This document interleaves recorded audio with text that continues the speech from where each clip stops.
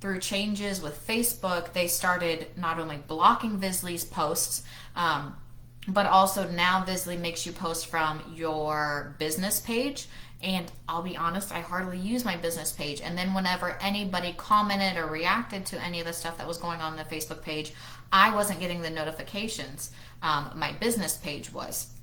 So I knew that I had to find something that Visly, outside of Visly. And Facebook finally started allowing us to schedule posts in groups. So that's when I transitioned over and I started using a fellow SSD's mock party outline. And again, last month, I think I had like 5 or 6 Facebook parties booked. But again, because I scheduled out all of those posts, I was using the same photos and the same like context, the same script, the same wording. I think that again, Facebook got smart and started blocking the posts towards the end of the month. So the parties at the beginning of the month that have the same interaction from the host and involvement did a lot better than the ones at the end of the month. And again, I think it was due to the visibility because Facebook, let's be honest, doesn't like people running business on Facebook without paying and boosting and all of that. So I knew that I needed to figure out another way to be able to party on Facebook because I'll be honest, 95% of my business is done on social media, and that's tried and true. That's where my customers are used to seeing and using and ordering from me. So I knew that this was something that I needed to focus on. And so I said, okay, what gets Facebook to recognize my post? What is it on my business page, my personal page, on my VIP group? What posts do the best? And it tends to be the ones that get the most interaction. So I was like, okay, how can I do a Facebook party and drum up this interaction? And so I decided that I was going to try something new, and because we're in November and because football's big right now, I decided that I wanted to do a tailgating party. And with the tailgating party, like I said, I found 5 different hosts, and the idea behind it is every single host gets my host coaching form, and I'll read that to you in a second. They all get that, and the idea behind it is if I have 5 hosts and they're doing their host coaching with that I work with them on, that means that every single time I post, all 5 of the hosts should be commenting and liking on that.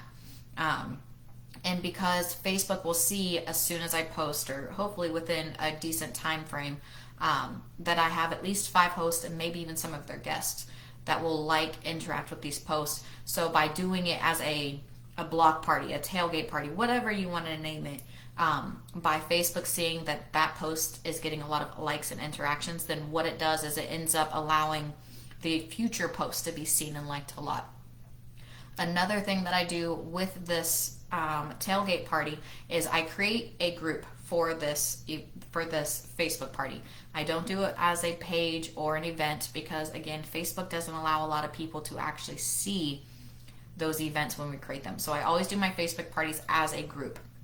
I add the host, I add them as an admin or moderator, and then I send them the host coaching sheet, and then I have them add their guest to it. Then at the top, I create a little banner. I think I just did a basic one that says fall sensor here.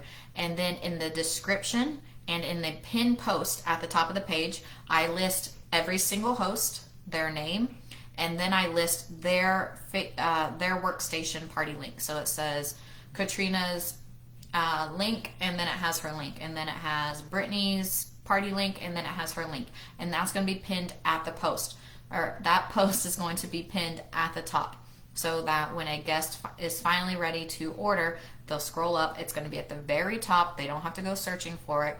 They'll find their host's name, and they will click on that party link so that that host is getting their credit for those orders. Again, with any type of Facebook party, the best Facebook parties are going to be the ones that have the most interaction. So I cannot stress this enough to you guys. Hostess coaching is going to make or break when it comes to this. The other thing is with me doing this as a Facebook group, I make it a public group. I'm posting all standard prices and all the things. There's no personal special, so it's okay for this to be public. And again, the reason why I do public is for 2 things.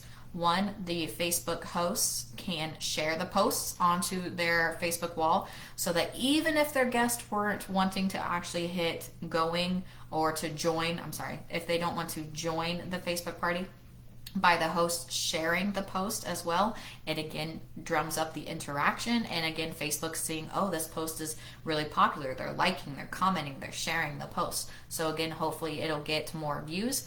But also by it being public, even if they're not invited to this group, it's going to pop up in other people's news feeds. So you might get some random people, maybe some people that you have on your Facebook list, and they might still, because your post is so popular, it's going to generate in their news feed and hopefully get other people to view it and maybe even join the party late. Time frame, people ask how long I do it. This is really new. This is my first month doing it, but my intention is to do it towards the beginning of the month. One, because of the host rewards, I want to make sure that we can get these closed out and redeemed, hopefully by mid-month.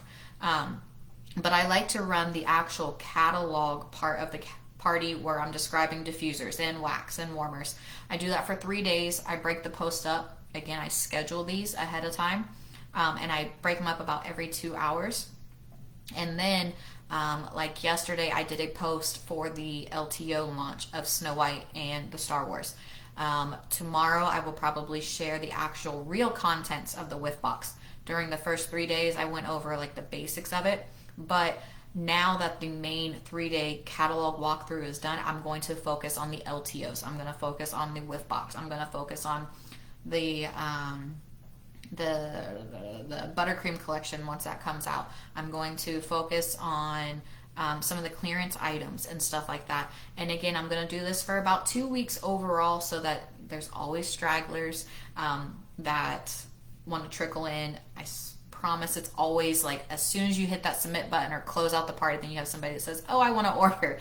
So I try to do the main party, but then I try to leave it open for a couple days.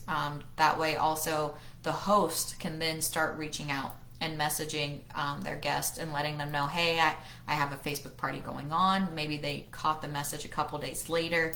But then also if they start to get close to their goal of 100, 150, 200, 250, then I'm going to be contacting and reaching out to each one of the hosts and let them know that they're getting closer and closer, because that's always when orders start coming in, is once you say, hey, the party's almost closed, or when the host starts interacting and being involved and messaging saying, hey, my party's closing soon, were you still wanting to order?